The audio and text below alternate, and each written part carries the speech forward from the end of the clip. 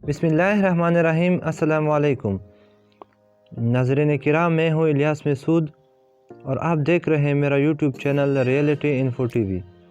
आज हम बात करेंगे उस शख्सियत के बारे में जिसको जिस मुल्क में मौत की सज़ा सुनाई गई उसने आगे जाकर उसी मुल्क पर हुकूमत की।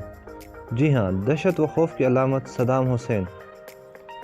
मगर वीडियो को बढ़ने से पहले अगर आपने अभी तक मेरे इस चैनल को सब्सक्राइब नहीं किया तो मेरे इस चैनल को सब्सक्राइब करें और साथ में बेल आइकन को ज़रूर प्रेस करें इस तरह के तारीख़ी और मालूमाती वीडियोस सबसे पहले देखने के लिए। जी हाँ, दहशत व खौफ की अलामत सद्दाम हुसैन ने अपनी 24 साल इक़्तिदार में इंतहाई मुतहर्रिक और मुतनाज़ ज़िंदगी बसर की। इक़्तिदार में आने से पहले और इक़्तिदार की मज़ूली के बाद सद्दाम हुसैन पूरी दुनिया में ख़बरों का मरकज़ रहे। सद्दाम हुसैन अल-तक़रीती सालादन सूबे के सदर मकाम तक़रीत में पैदा हुए। इनका ताल्लुक़ एक गरीब घराने से था। सद्दाम हुसैन की पैदाइश से पहले इनके वालिद हसन अल मजीद फौत हो चुके थे। चुनांचे सद्दाम की वालदा ने सद्दाम के चचा से शादी कर ली। इनका नाम सद्दाम उसके सुतेले बाप चचा ने रखा। सद्दाम की मानी है डट कर सामने आने वाला। सद्दाम की पैदाइश जिस कस्बे में हुई उस कस्बे में अजीम मुजाहिद और फातेह सुल्तान सलाहुद्दीन अयूबी की पैदाइश भी 1138 में हो चुकी थी। सद्दाम की इब्तिदाई ज़िंदगी मुश्किल थी। उन्होंने सिर्फ 12 बरस की उम्र में अपना घर बार छोड़ा और अपने मम्मो खैरुल्लाह के साथ जो इराक़ी फ़ौज में ऑफिसर थे। सद्दाम की तालीम व तरबियत इसी मामू ने की। खैरुल्लाह सद्दाम को इराक़ में नौआबादियत की बुराइयों से आगाह किया। बाद हज़ा सद्दाम की इस मामू को बरतानिया ने किंग फैसल अव्वल के ख़िलाफ़ सरगर्मी में कैद कर लिया।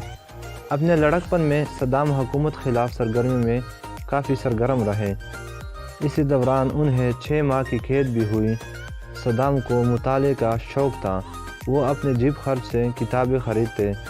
वो अरब तारीख़ और अस्करी कुतुब का मुताला शौक़ से करते। इन्हें तीतर और बटेर की शिकार का बहुत ही शौक़ था। सद्दाम दूसरों इराक़ियों की तरह शराब व शबाब में दिलचस्पी नहीं लेते। 1956 में उन्होंने अपने चचाज़ाद साजरा से शादी की जिनसे 3 बेटियां और 2 बेटे पैदा हुए। सद्दाम ने सिर्फ 18 बरस की उम्र में बास पार्टी में शमूलियत इख्तियार की। जुलाई 1958 की जमहूरी इनकलाब में इराक़ में बरतानवी बादशाह नवाज़ का ख़ात्मा हुआ और मुल्क में ज़ालिम हुक्मरान अब्दुल करीम बरसरे इक़्तिदार आए जो कम्युनिस्ट नज़रिए का हामी थे।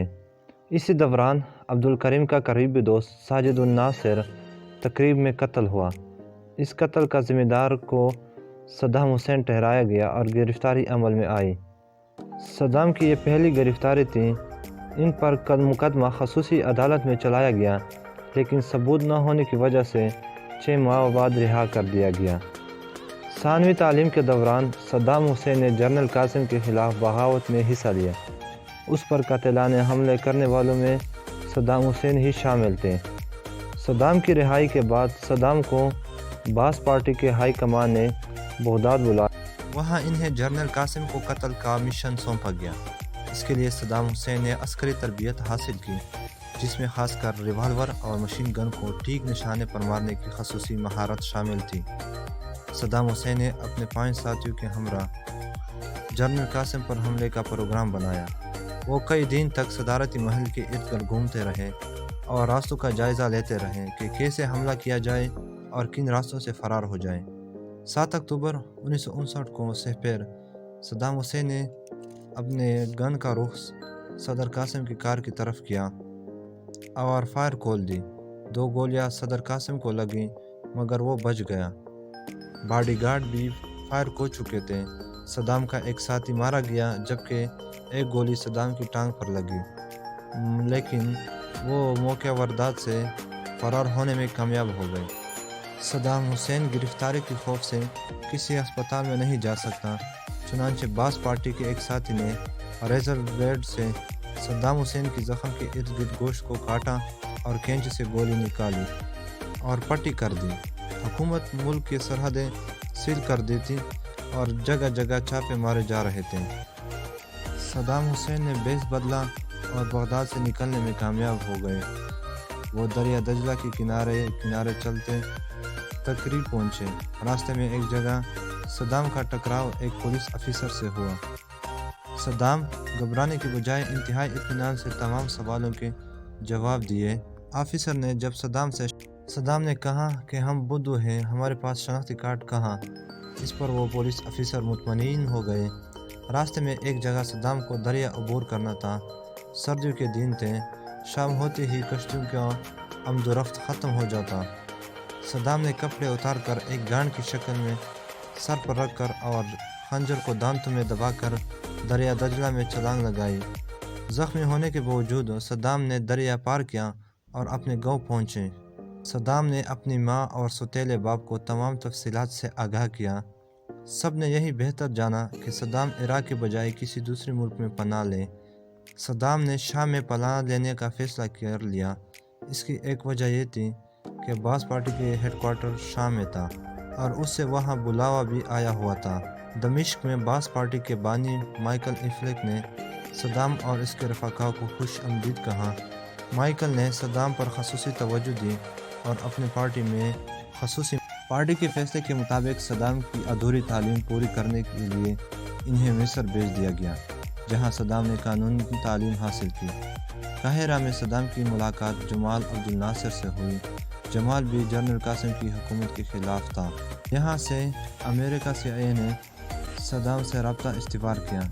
قاہرہ میں مقام کے دوران صدام باقاعدہ امریکہ سفارت خانہ جاتے رہے اور CIA سے عراق کی صورتحال کی رہنمائی حاصل کرتے رہے۔